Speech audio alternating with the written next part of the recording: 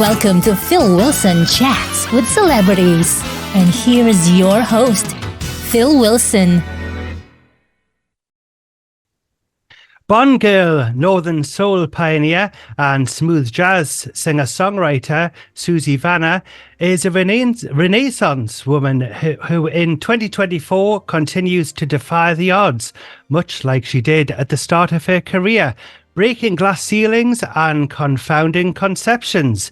Susie's brand new album, The Kind of Love, is out now and has shared the new single, The Light's Gone, which certainly hasn't, as is shining as bright as ever for Bond royalty, Susie Vanna, who joins me now. How are you doing, Susie? What a great introduction. I'm really good, thank you. Lovely to meet you. Lovely. It's fantastic to speak to you, and it's certainly a privilege to have you on the show. Now, first of all, I must ask you, what was it like acting alongside the fabulous Sir Roger Moore in The Spy Who Loved Me? Well, a lot of people ask me that question, but I say every time it was absolutely great fun. He's a wonderful. He sadly passed away, so he was an amazing man and full of fun and laughter all the way during that whole scene of, making love on a fur rug by a log fire. Yes. There was a lot of cracking jokes and tongue-in-cheek humor, which he actually used in the movie as well. And it was great working with him. And you were asked by producer Cubby Broccoli and the production company United Artists to travel the world on promotional tours, visiting destinations including Japan, Australia and South America. What was that like? Unbelievable, like a dream come true. I mean, I was in my 20s and there I was, with Cubby Broccoli, the producer, and everybody. And I mean, treated like a queen, treated like royalty wherever we went, red carpet out, premieres, wow. TV, radio interviews, lots of attention, which I love, obviously. Yes. Doing, in my 20s, going to all those countries I would never have been to had it not been for that amazing offer. So South America, amazing, Japan, Australia. Yeah, it was just brilliant. Never forget it. Great memory. With Cubby Broccoli there, I bet you, I mean, he was really somebody who was very well respected in the industry. Yeah. So I bet as soon as he walked in the room, it was like, wow. Yeah, and also Richard Kiel, who played the Jaws he was on my tours as well. So. Oh, was he? Excellent. 7'4". No, but Cubby, going back to Cubby, he was like such a beautifully kind man. He was like a father to me on those tours. He would look after. He got birthday party organized for me. It was my birthday when we were in Japan, and I was very, very much looked after by him and the whole of United Artists, obviously, as well. So I never forget it. Wonderful, wonderful. Now, are there any funny, memorable moments you can share with us about being on set with Roger Moore? Memorable moments? Well, they were all memorable. But I know what you mean. Were there any funny bits? Well, I mean, I suppose the funny bit was, we were supposed to look as though we were naked under the rug. Yes. But obviously we did have, bottom half on. So yes. He was actually wearing, as I opened the blanket, to get in, red underpants. Great. So that was, yes. And also when I first walked on set, there was another girl. He was on top of another girl, right. By the log fire. And I thought, well, I haven't seen another person in the script. Very naive. And of course, she was my stand-in for the lighting. They'd actually got another girl, to get the lighting organised for me. Oh, right. So you're thinking, have I been replaced already? I've only gone for a cuppa. Yeah, I know, but that never happened to me before. So again, the experience of working with that sort of, high-powered, amazing team. And once you are working with the Bond team, they sort of, you become part of their family. So again, that was really lovely to work with them. Or Barbara Broccoli now has taken over from Cubby. since sadly Cubby passed away, and she's just as adorable, you know.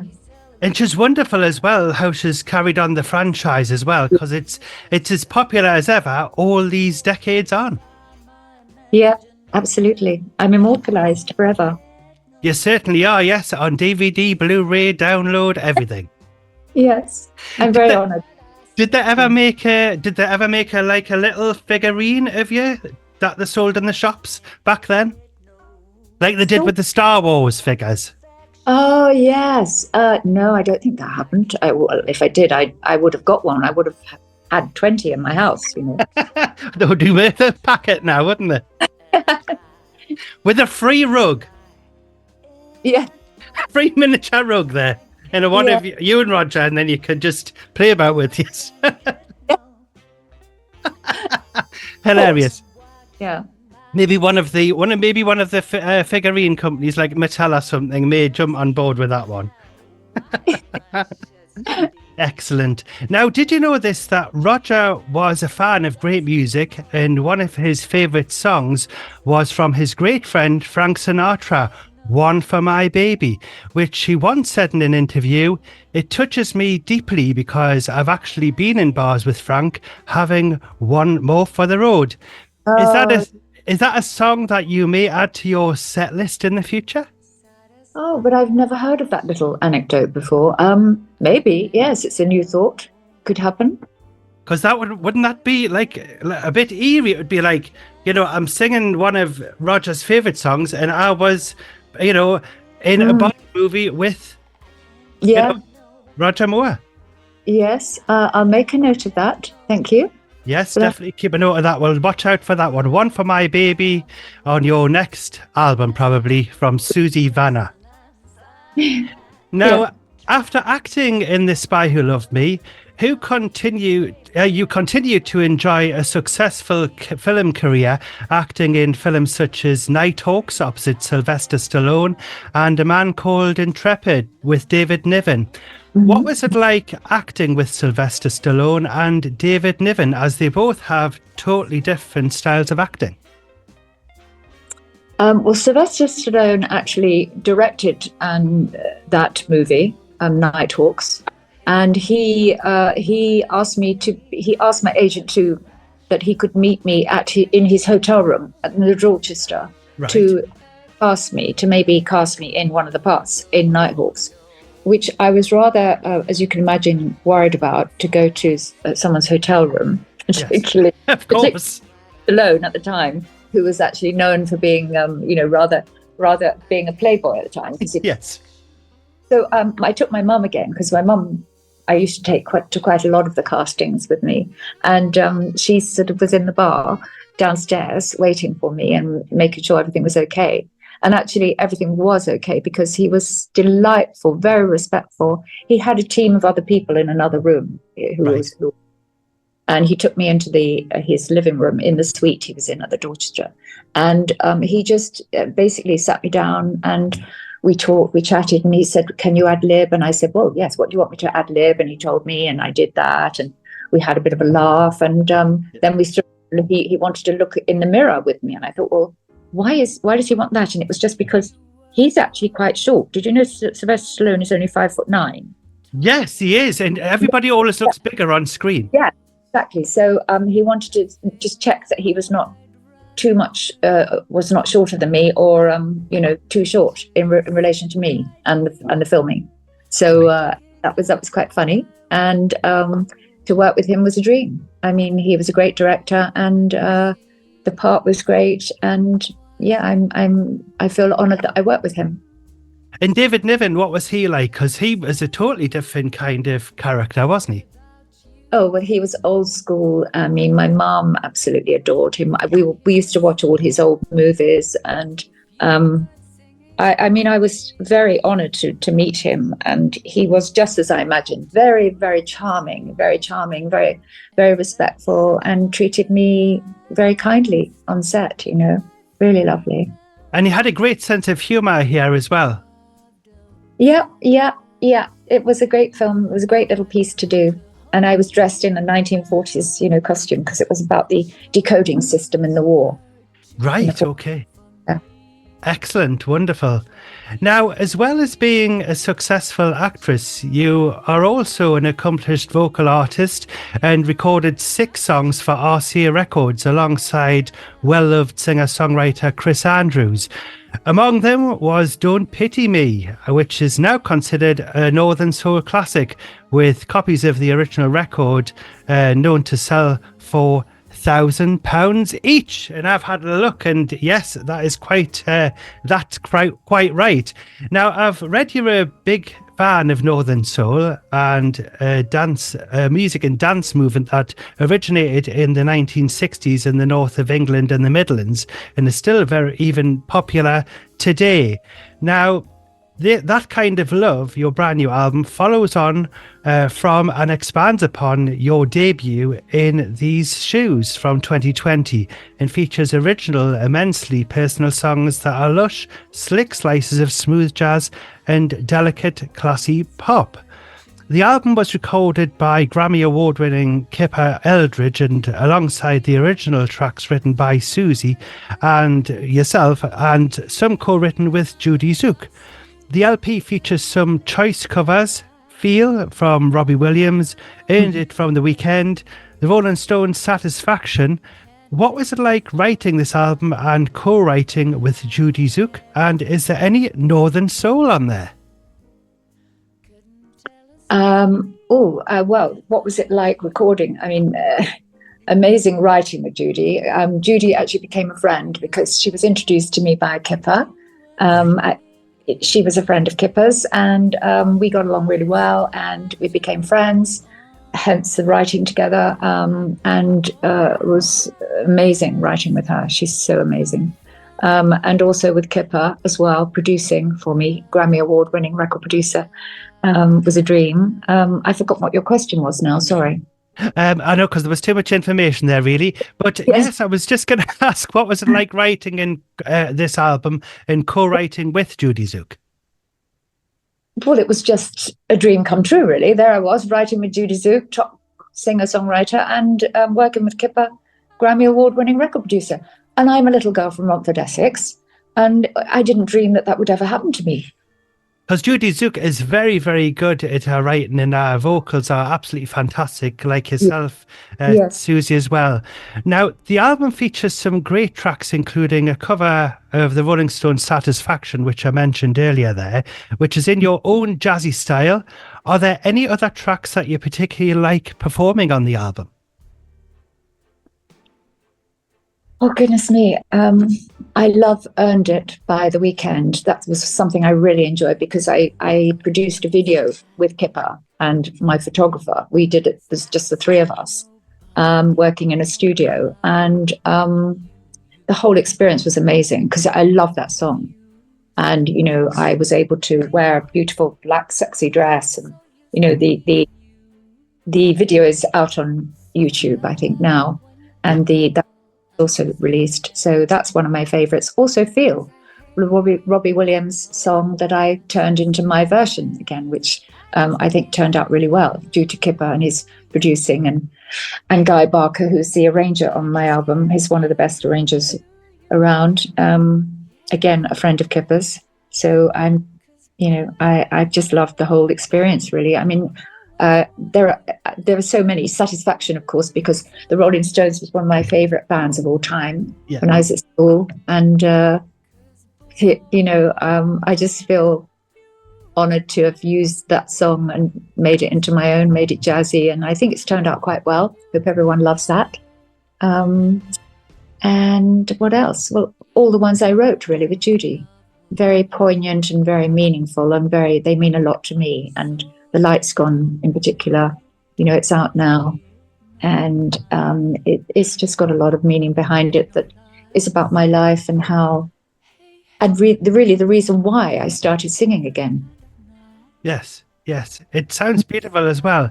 Now, I also like your version of Whitney Houston, I Want to Dance with Somebody, and I wonder if my great friends from the show, Shannon Rubicam and George Merrill, have heard this version. And because I bet they love it as they wrote it, and I can let them know that it's a great rendition. Oh, you're talking about I Want to Dance with Somebody. That's right. Yeah, wow. And you know the writers?